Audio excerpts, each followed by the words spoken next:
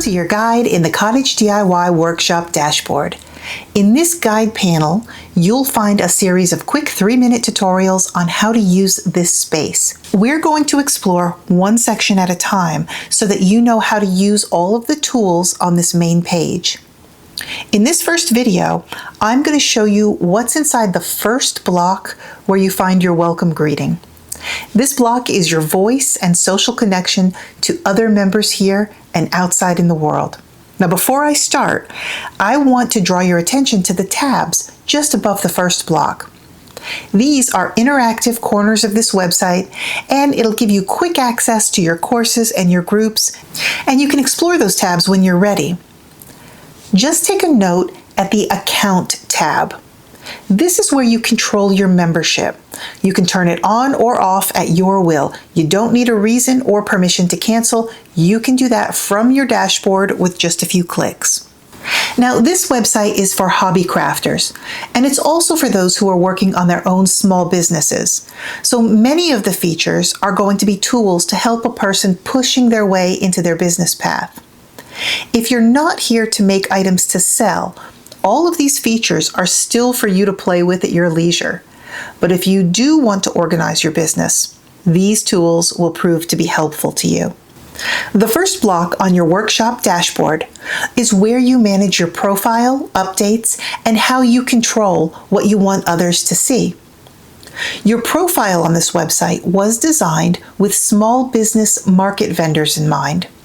And this profile space can be used as a personal update page, or it can be more tightly controlled as a business card. When you post an update, it will always show up in the community activity, and it will show up on your studio update page. But with every post, you can control whether or not it shows up on your profile. One of the features of your profile is that if you are a pop-up vendor or a small business crafter, you can post your craft fair or market location on a schedule on a map, and it will display to anyone who visits your profile. That way you can use your profile as a business card and notify real-world customers who want to know when you'll be selling again at their favorite farmer's market. You can leave them with a link or a QR code that will display your upcoming events. So on your profile page, you certainly can add updates and comments and pictures, but you can also keep it very tightly controlled to protect your brand image if you want.